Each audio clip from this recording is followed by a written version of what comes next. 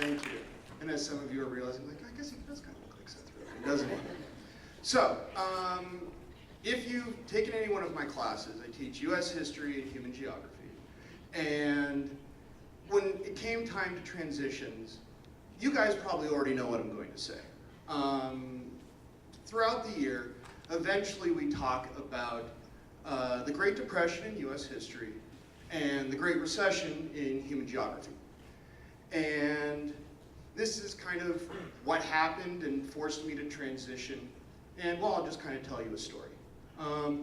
University of Laverne did a survey and they found that the average college student changes their major 3 times. Just 3 times. So for all of you going into college, know you're probably going to change your major 3 times. I went to school at University of Santa Barbara on marine biology. I wanted to be a marine biologist. I wanted to work with whales. I wanted to go out in the water. It was amazing. Until I realized, oh, I have to know math. So I stopped being a marine biologist. That was not going to be me. So I was undeclared. There's transition 2. I call undeclared second major. And on the advice of my dad, he said, start taking classes that you would enjoy. I said, okay. So in case you're wondering for math, I took dinosaurs. It actually is a class, I promise.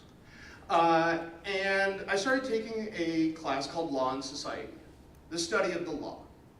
And it just clicked with me. It made sense. Everything I read made sense. I love to argue. I love the law. Poof. I wanted to be an attorney. I wanted to be a lawyer.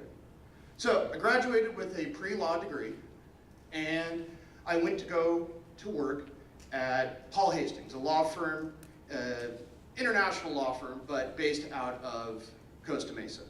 If you're familiar with South Coast Plaza, that giant black obelisk is actual building. And I got to be right at the top of it. Started working in corporate law as a case manager. Loved it. Loved it. I started taking LSAT prep classes. So I took the LSAT. It is hard. Let me tell you now, it is hard. So, took the LSAT, things were going great. And I remember this one particular day, February 2009. It was a Tuesday if I remember right, don't ask me the date.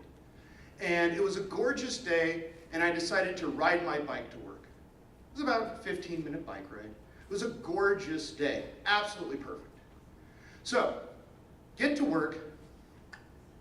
Let's see, what's my caseload, going through, have to work out billable hours, all that kind of thing. And I get a phone call. Hello, this is the office manager. Can you come down here? We got to talk to you. Okay. So, go downstairs, and I sit there at the desk. I sit across from her, and I notice there's a stack of manila envelopes. Big, just way higher than you would imagine a stack of manila envelopes to be. And I'm like, well, what's up? And she goes, well, times are tough. This is 2009. For all of you that are aware, the Great Recession is currently ravaging the entire economy, all that. And she goes, times are tough, and we're going to have to let you go.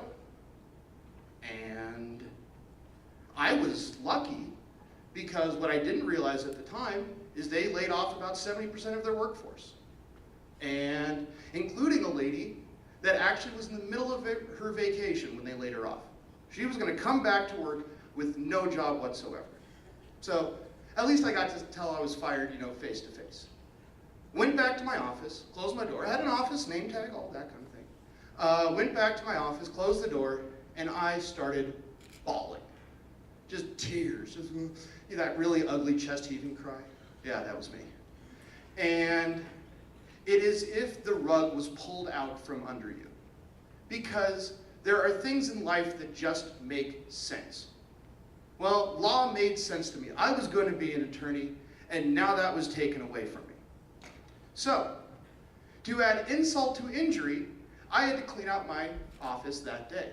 Which meant, if you remember the previous thing, I had to ride my bike back to my apartment, and then drive my car to pick up my stuff, only to then leave the job that I was already laid off from.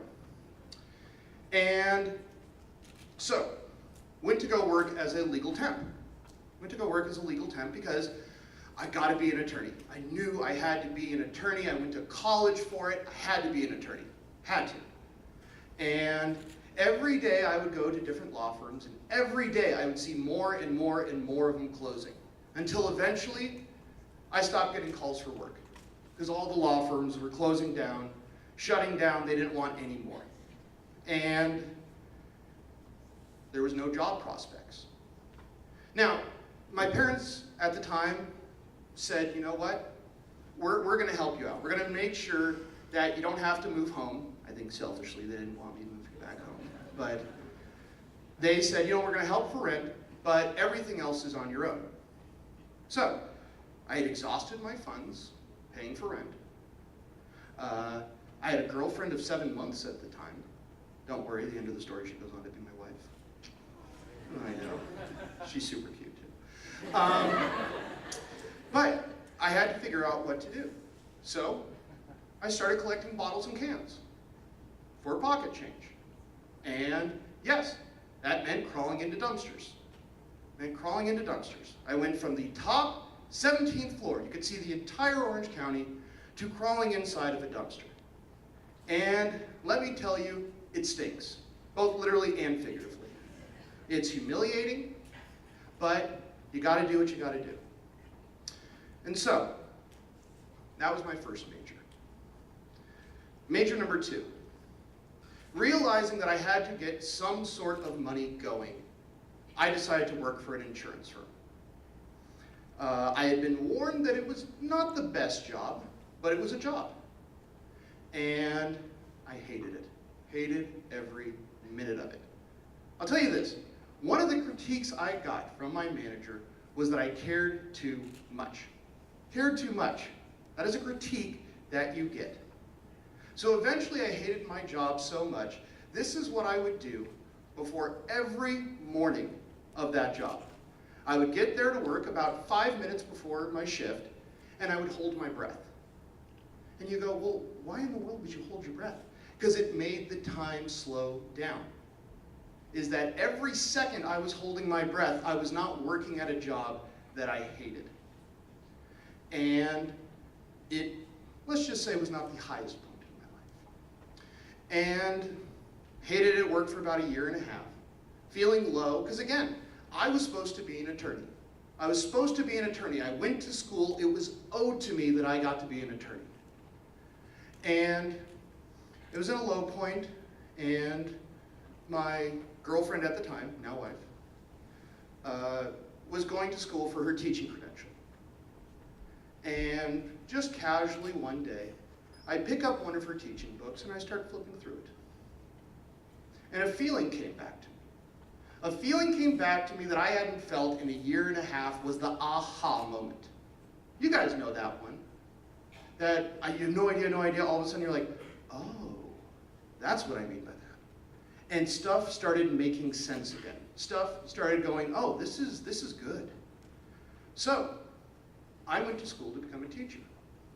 And I loved it. Oh my gosh, it was amazing. I got to talk about my passion. I got to share my stories. I got to converse with people. I got to do all the things I loved. I got to care about people. That was once a criticism. Now I got to care. And now I'm here. And I love here. This is my career. This is something I want to do for the rest of my life.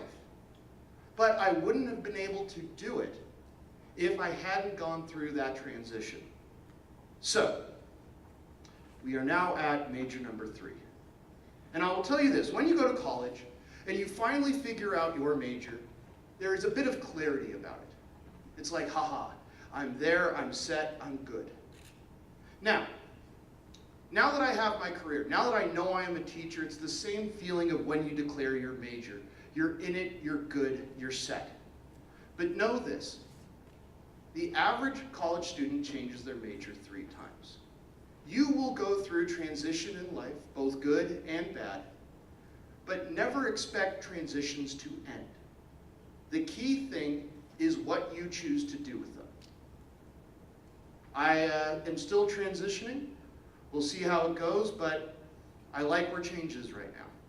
Thank you.